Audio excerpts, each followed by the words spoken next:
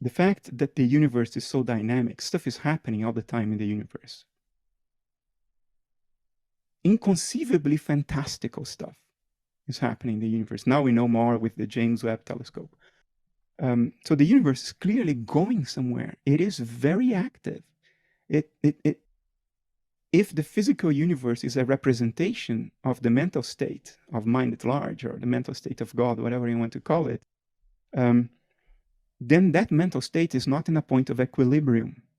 It's not in a point of rest, of contentment, because there is a lot of dynamics in the extrinsic appearance of that mental state. It's changing. It's going somewhere. It's doing something frantically doing something at a level that it's almost inconceivable. So I think it's trying to get somewhere spontaneously, like the infant. And I'm not saying that God is an infant, and the metaphor has a limit. You cannot drag it too far. But in a sense, spontaneously, like the infant that looks for the patch of ground that has comfortable temperature, the mind of nature is looking for a point of contentment. And to get there, it has to know itself, because it is all that exists.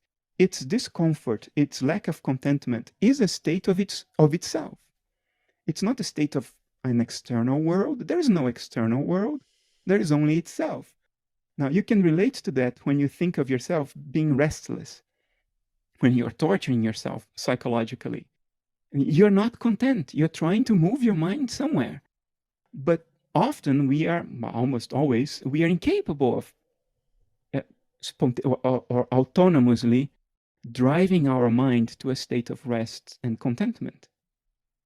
Because we are too addicted to torturing ourselves. Why? Because we don't know ourselves. We don't understand the subtleties and intricacies and nuances of how mind behaves, of why we do to ourselves what we are doing, what is actually motivating our addictive and compulsive behavior. Why is that happening? We don't have that understanding. And to have that understanding, you need metacognition.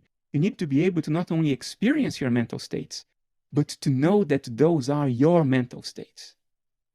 And that's what we call metacognition, this ability to re-represent our own states of cognition and think about our thoughts, ponder our emotions. And insofar as we know, only humans, maybe pachyderms and cetaceans, can have this metacognitive ability in mental space. So maybe we are the means to the mind of nature getting a grip on itself and figuring out how and why it keeps on torturing itself. Because, out there it's a bloodbath. Even in your backyard, ants are cutting earthworms alive in pieces. It's an orgy of suffering out there. The universe doesn't seem very conducive to contentment and rest at all. Stuff is happening all the time. Stars are going supernova. And how many civilizations are they destroying when they go supernova? No, probably a great many. So that's what I mean by the telos. And that's what I mean by the meaning of human life. On the one hand, we are nothing.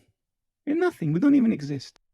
On the other hand, through us, the mind of nature can get a grip on itself and maybe stop putting itself through so much crap. And through our cognitive eyes, maybe the mind of nature can pass some value judgments on itself. Like, is this what should be going on? Should lions need to kill elephants and eat elephants alive for 6 hours so they can survive? Is this the way to go? Can elephants decide that? No. Can lions decide that? No. Can we decide that? Yes. We can pass value judgment. We carry, I think, the entirety of moral responsibility in the known universe.